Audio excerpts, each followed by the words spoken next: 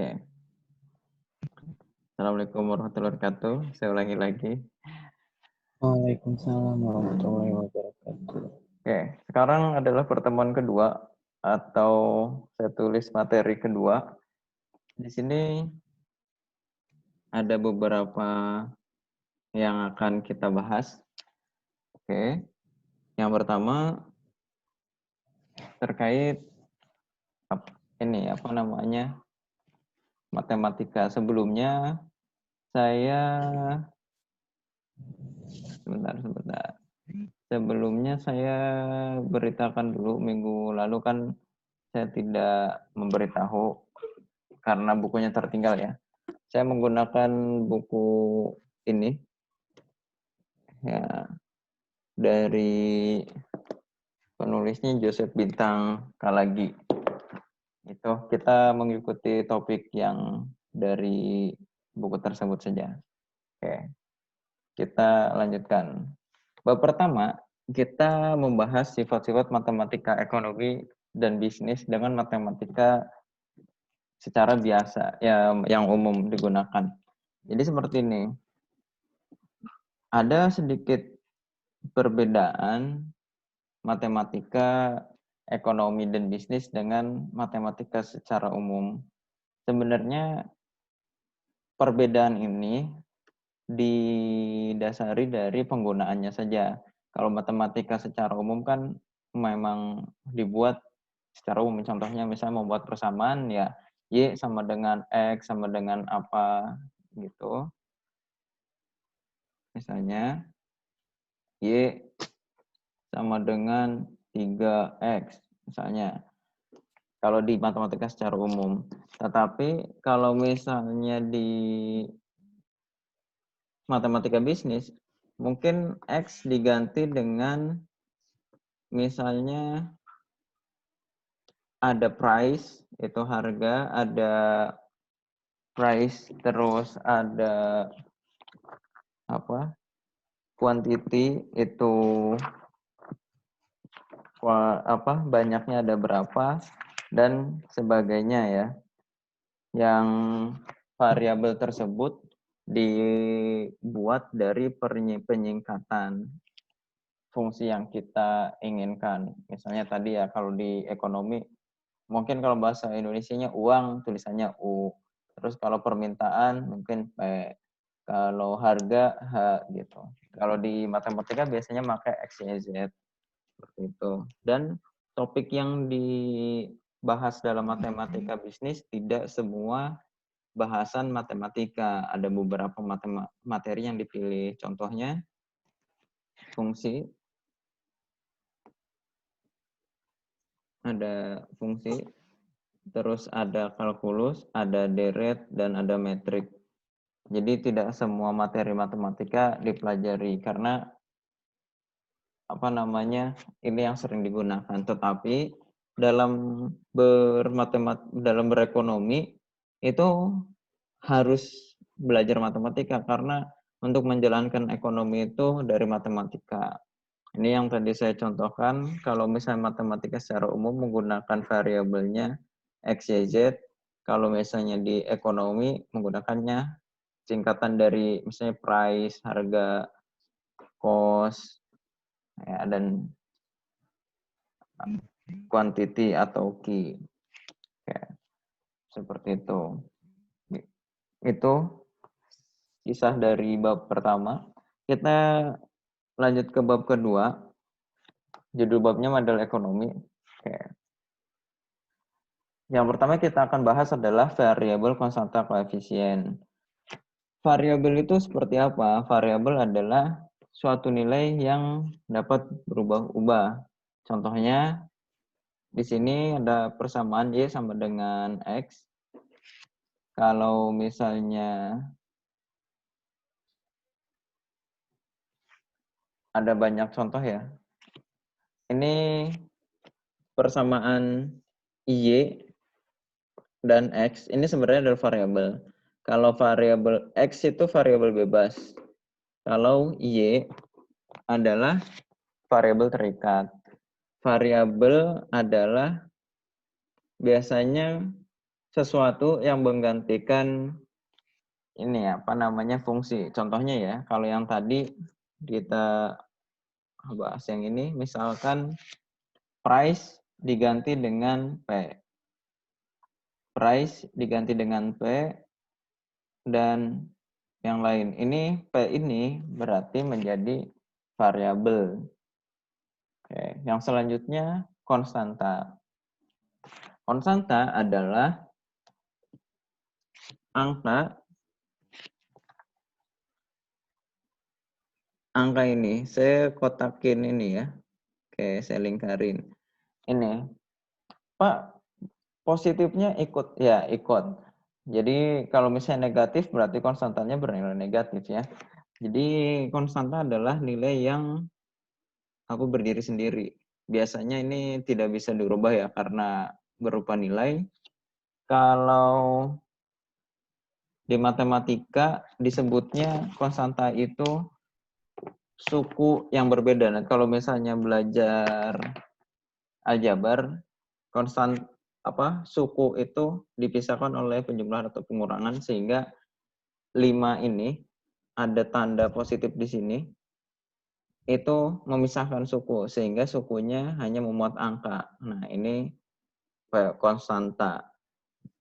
Yang selanjutnya satu lagi adalah koefisien. Koefisien adalah suatu nilai yang tidak dapat diubah dalam satu permasalahan. Di sini koefisien saya contohkan adalah angka 6 yang ini. Gampangannya, koefisien adalah angka yang menemani variabel. Dalam matematikanya, koefisien adalah pengali bagi seberapa banyak milih kata-kata yang tepatnya. Itu banyaknya dari variabel. Contohnya kayak gini. Kita menulis, contohnya di parkiran itu ada motor. Motor itu kita buat menjadi variabel M. Sehingga ketika penulisan di parkiran ada berapa motor, misalnya ada 5 motor. Berarti Y sama dengan 5 motor. Oke. Artinya koefisien ini adalah menggantikan banyaknya M atau banyaknya motor. Nah, sekarang kalau misalnya fungsi ini kita gunakan sebagai rumus, oke, untuk mengetahui biaya parkir dari 5 motor berapa? Jika harga parkir satu motor adalah 2.000, ya, berarti nanti M-nya ini diganti 2.000. 2.000 ya. 2.000. Ya, nolnya 3. Oke. Berarti harganya atau biayanya adalah 10.000. Oke. Itu. Yang selanjutnya adalah persamaan dan pertidaksamaan. Persamaan dan pertidaksamaan. Secara singkat saya gambarkan seperti ini. Persamaan adalah suatu kalimat matematika yang dipisahkan oleh sama dengan. Ini saya membuat contohnya seperti ini, Y sama dengan 3X plus 2. Atau sebenarnya kalau misalnya kita sudah belajar dari kecil, misalnya 5 ditambah 3 kurang. Oke. Sama dengan 8 ya. Oke. Arti makna sama dengan ini adalah persamaan. Bahwa yang sebelah kiri ini mengindikasikan sama dengan kanan. Oke. 8 plus 3 sama juga dengan 8. Sehingga 8 adalah 5 plus 3 adalah 8. Walaupun 8 itu bisa dibuat dari beberapa angka. Misalnya 4 tambah 4, 2 tambah 6. Bahkan kalau misalnya boleh menggunakan bilangan negatif, misalnya -1 ditambah 9. 8 juga. Oke. Itu artinya di sini ada sama dengan ya yang kita bahas. Lalu pertidaksamaan. Pertidaksamaan itu kebalikannya dari sama dengan. Jadi tidak menggunakan sama dengan. Tanda yang dipakai bisa kurang dari, bisa lebih dari, misalnya Y lebih dari 5. Artinya setelah 5, kalau misalnya ini bilangan bulat, berarti setelah 5 ya 6, 7, 8, 9. Atau ada lagi menggunakan kurang dari sama dengan. Y misalnya kurang dari sama dengan 7. Oke. Ini artinya bahwa Y kurang dari 7, tetapi 7-nya ikut. Kalau misalnya ini menggunakan bilangan bulat, berarti kurang dari sama dengan 7, 7-nya ikut. Berarti 7, 6, 5, 4, 3, 2, 1. Jika itu bilangannya bulat. Oke. Ada satu lagi, misalnya Y lebih besar dari, nah, ini. Y lebih besar dari 9. Misalnya. Artinya 9-nya juga ikut. Ya, 9-nya juga ikut. Angka yang lebih besar dari 9. Contohnya misalnya kita di bilangan bulat, berarti 9-nya kan ikut. Berarti mulainya dari 9. 9, 10, 11, 12, dan selanjutnya. Itu pertidaksamaan dalam penulisan. Karena nanti dalam prakteknya kita belajar dan ekonomi itu ada persamaan yang memang kurang dari atau lebih dari, seperti itu.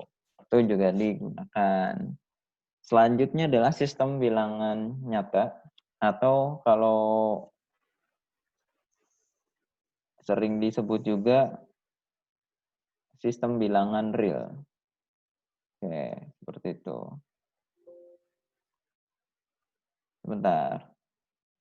Ada sistem bilangan real, kalau saya gambarkan di sini ada 3 bilangan, ada 4 maksudnya ya. Ini dari yang khusus ke yang paling umum. Bilangan asli. Bilangan asli kalau misalnya kita cari ya. Bilangan asli adalah itu bilangan bulat yang nilainya positif. Oke, kita cek misalnya, oh ini ada nih. Oke, kita lihat di sini. Bilangan cacah adalah himpunan bilangan bulat yang dimulai dari angka 0. Oh, ini bilangan cacah dan asli. Cacah itu positif ini. Kalau bilangan cacah. Nah, bilangan asli dimulai dari 1. 1, 2, 3, 4, dan selanjutnya. Itu bilangan asli. Kalau bilangan bulat, itu bilangan yang bulat ya, tidak koma-koma, tidak desimal, maksudnya tidak komaan, tidak bentuknya pecahan, dan tidak bentuk yang lain ya. Bentuknya beneran bulat, ini negatif, 0, dan positif bilangannya equal. Bilangan rasional, ya bilangan rasional adalah bilangan yang bisa ditulis menjadi, sebentar, presentasi. Ya, bilangan rasional bisa ditulis dengan ini. Dengan A per B. Di mana A dan B adalah bilangan bulat. Bilangan bulat atau bulat ya. Bulat. Maaf tulisannya jelek. Oke.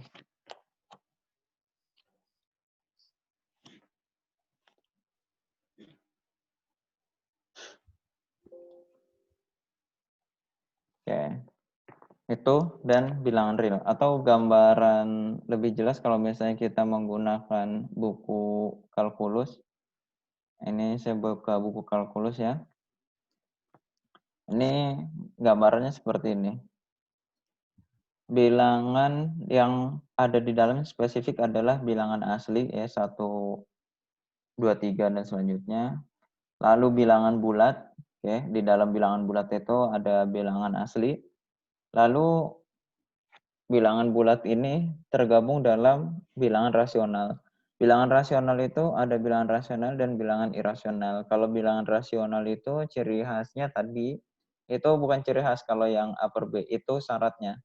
Bilangan rasional adalah bilangan yang bisa dibentuk dengan A per B, dengan A dan B-nya adalah bilangan bulat. Ini contohnya di sini. Dan bilangan irasional itu tidak bisa dibentuk seperti ini. Contohnya akar 2, akar 3. Dan karakternya kalau misal bilangan rasional jika menggunakan koma, nah, di belakang koma itu pasti bisa 0 atau bisa berpola di belakang komanya. Contohnya 10 bagi 9, 10 bagi 3, itu kan hasilnya 3,3333, artinya ada pola. Polanya 3 terus ya ke belakang. Itu bilangan bulat. Maksudnya bilangan rasional. Kalau bilangan irasional tidak bisa seperti itu. Bahkan ya di belakang koma juga tetap ngacak dan nggak selesai-selesai komanya. Lanjut. Ada materi yang baru, ini himpunan. Oke, kita belajar tentang himpunan. Oke, himpunan. Definisi himpunan atau set, yang bahasa Inggrisnya ya, adalah kumpulan objek-objek yang berbeda.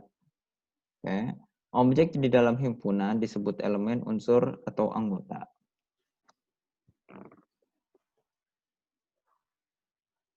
Oke.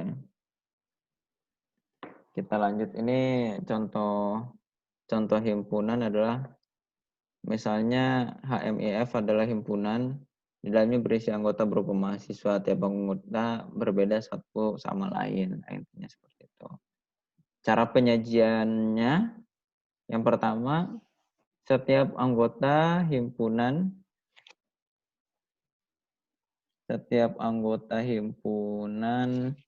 didaftarkan secara rinci. Contoh satu ya. Himpunan 4 bilangan asli pertama. Berarti 1, 2, 3, 4. Jelas ya. Ini 1, 2, 3, 4. Bentar, ini kayaknya saya salah coret. Oke. Ini 1, 2, 3, 4. Lalu himpunan 5 bilangan genap positif. Pertama, 5 bilangan, ini baru 4 ya, berarti bilangan genap positif. Kayak ini sebenarnya ada 2 ya, satu lagi. 2, 4, 6, 10. Oke, kalau yang C ini misalnya disebutkan kalau himpunan yang namanya C adalah kucing, A, Amir, 10, Papu. Mungkin seperti itu ya. Ini kalau misalnya yang ini R, ini himpunannya anggotanya A, B, lalu ini di dalamnya ada himpunan lagi, A, B, C, ada 3. Dan ini juga ada himpunan A dengan C. Penulisan yang ini bukan penulisan yang seperti titik ya, A, C, tapi memang ini anggota di dalam himpunannya. Jadi ini penulisannya seperti ini. Dan K ini anggota himpunan kosong di sini. Jadi kosong. Yang selanjutnya contohnya himpunan 100 buah bilangan asli pertama ya. Berarti 1, 2, 3, 4, 5, 6, 7, 8, 9, 10 sampai 100. Oke, himpunan bilangan bulat ditulis sebagai, oke ini bilangan bulat. Oke, contohnya seperti ini. Kita lanjut materinya. Sampai di sini ada yang ditanyakan? Ada yang ditanyakan? Lanjut. Lanjut. Oke, lanjut ya. Kita lanjutkan terlebih dahulu. Oke. Keanggotaan. Contoh di sini X itu biasa disebut elemen ya. X elemen dari A atau X anggota himpunan dari A, maka X merupakan anggota himpunan A. Kalau X coret sini ya, itu bukan anggota himpunan A. Contohnya, kalau A adalah 1, 2, 3, 4, R adalah A, B, lalu di sini ada himpunan lagi A, B, C. Ini ada himpunan yang isinya AC, yang lalu di sini ada himpunan kosong. Maka 3 anggota siapa? Anggota himpunan A ya. Ini ada 3 di sini. Oke, ini bilangan 3. Lalu A, B, C anggota siapa? Oh, ada di sini nih. Berarti ini anggota siapa? Ini R. Lalu C bukan R.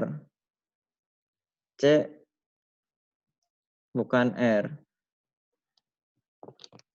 Mana ini? C. Oh ya, ini C anggota di dalam R.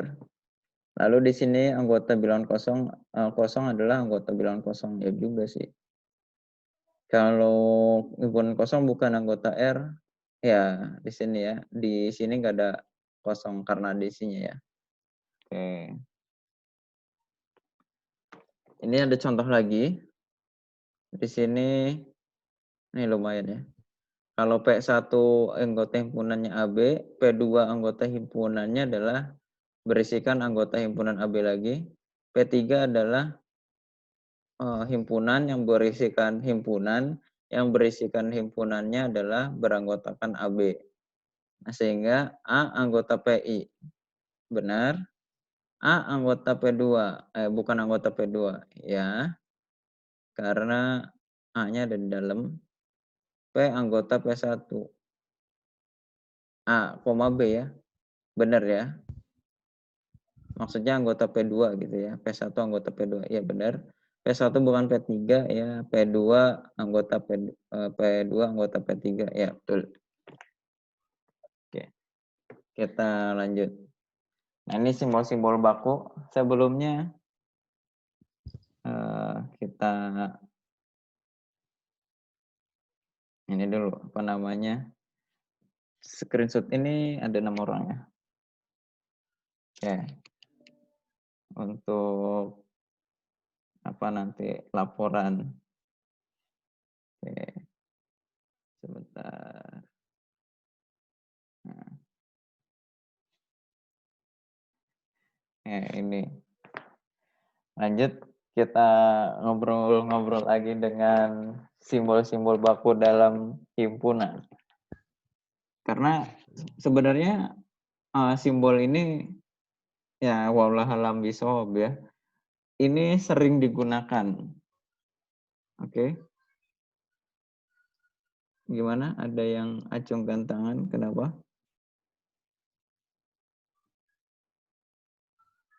Kenapa Ari Maulana? Mau nanya?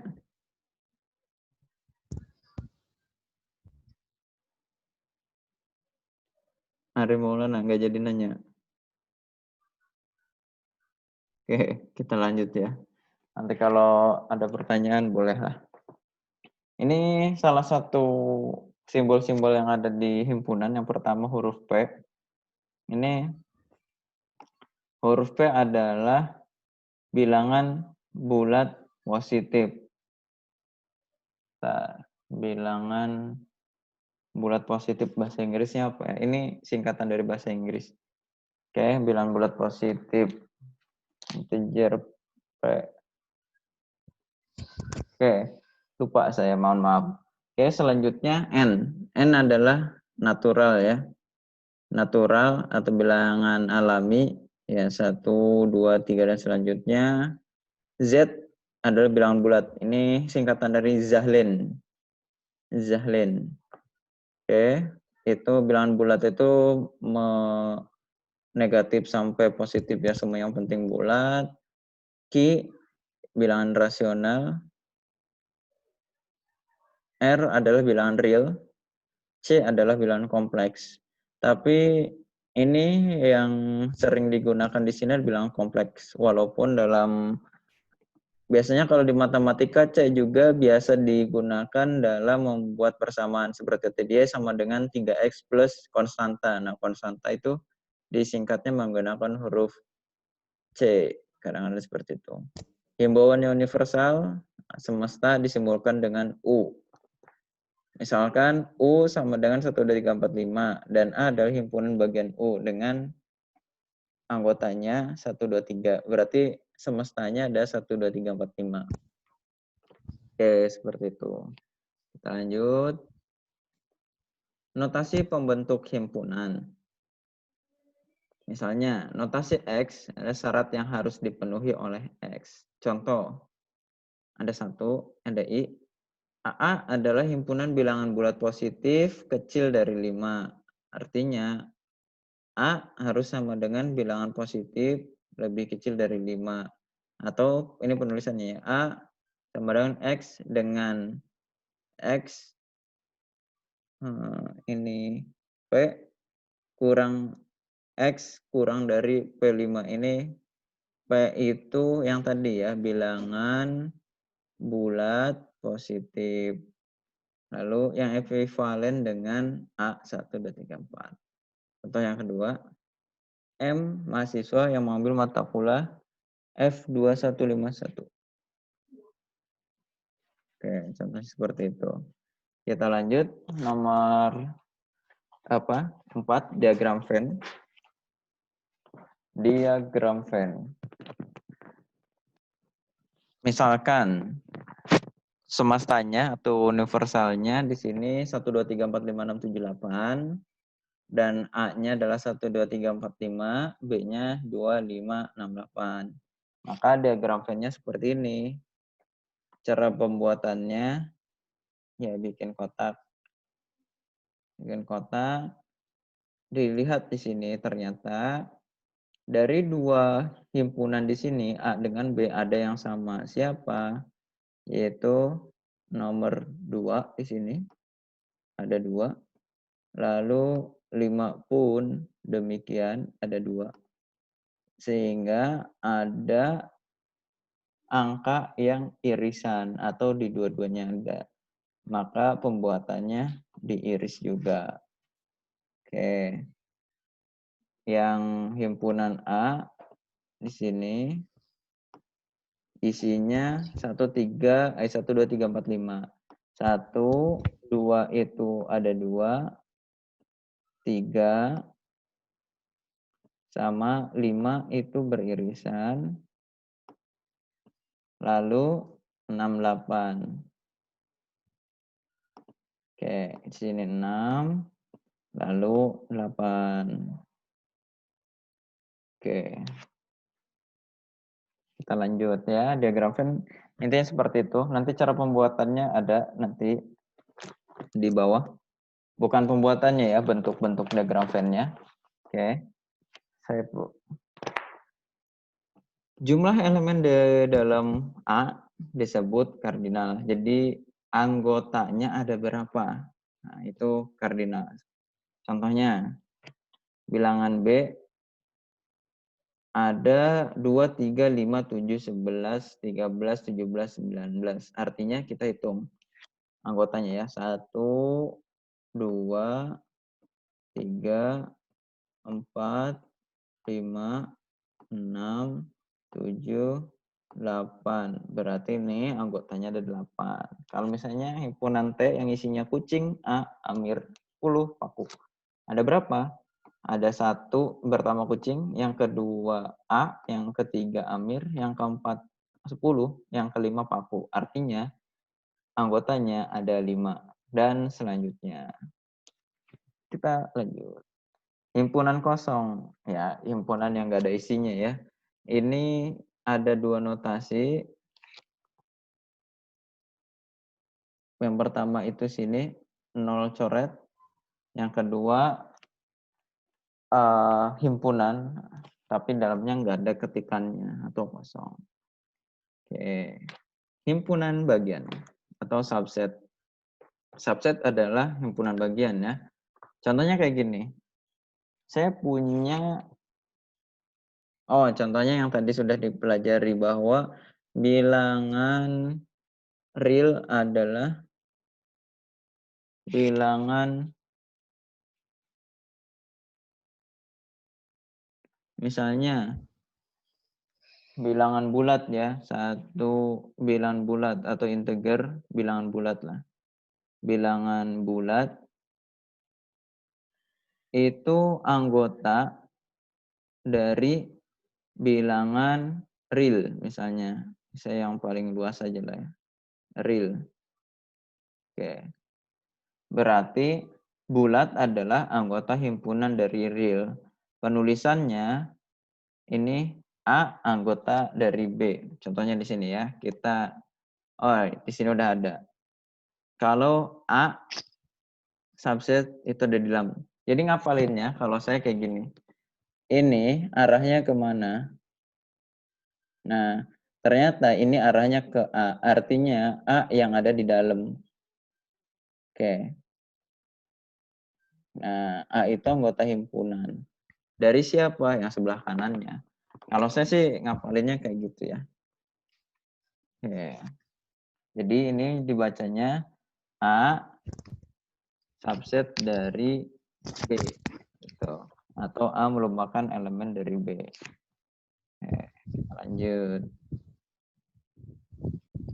Himpunan bagian nih ada banyak contohnya ya.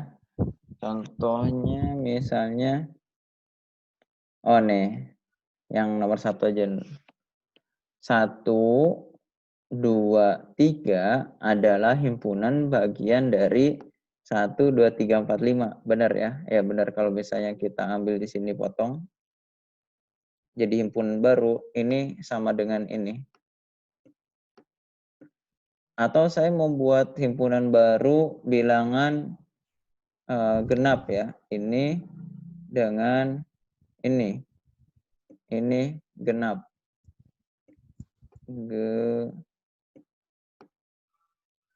Genap. Nah, itu juga anggota himpunan bagian. Bilangan genap kurang dari 5. Bilangan genap positif kurang dari 5. Berarti kan 2 sama 4. Itu juga anggota himpunan atau himpunan bagian dari A. Himpunan bagian ya maksud saya, maaf. Oke, dan selanjutnya. Himpunannya ekuivalen. Ya, oke, kita lanjut dulu. Nah, ini salah satu gambaran dari gambaran himpunan. Kayaknya sebentar lagi zoom-nya mati nih. Oke. Saya percepat saja ya. Ini himpunan saling lepas. Di sini himpunan yang pertama ini tidak sama atau tidak menyentuh sini. Artinya anggota himpunannya di sini beda. Oke, tidak ada yang sama. Himpunan A nggak ada yang sama dengan himpunan B ataupun sebaliknya. Ini notasinya garis 2 seperti ini. Saling lepas. Kalau irisan seperti yang tadi ya di sini, di tengah sini ini irisan. Yang contoh tadi misalnya ada nggak di sini? Nah, ini A, ini B. Yang irisan mana? Yang sama ya, yaitu 10 salah satunya ini. Oke, 4 juga ada. Oke. Artinya A irisan B adalah 4 dan 10. Kita lanjut. Kalau gabungan ini gampang ya, tinggal semua yang ada di A dan di B ditulis. Nah, tapi nggak usah didobel-dobel juga ya. Kalau misalnya yang di sini ada 2, ya ditulisnya 1 kali aja. Oke, ini adalah gabungan atau union. Kalau komplement berarti yang di luar dari himpunan, di luar misalnya komplement A berarti di luar dari A, berarti ya semestanya. Misalnya semestanya adalah bilangan bulat. Himpunan A adalah bilangan bulat Q antara 0 sampai 5, berarti ya yang bukan itu, berarti kurang dari 0 dan lebih dari 5, contohnya seperti itu. Ini operasi terhadap himpunan. Oke, ini juga selisih ada dan selesai. Oke, mungkin itu. Oke.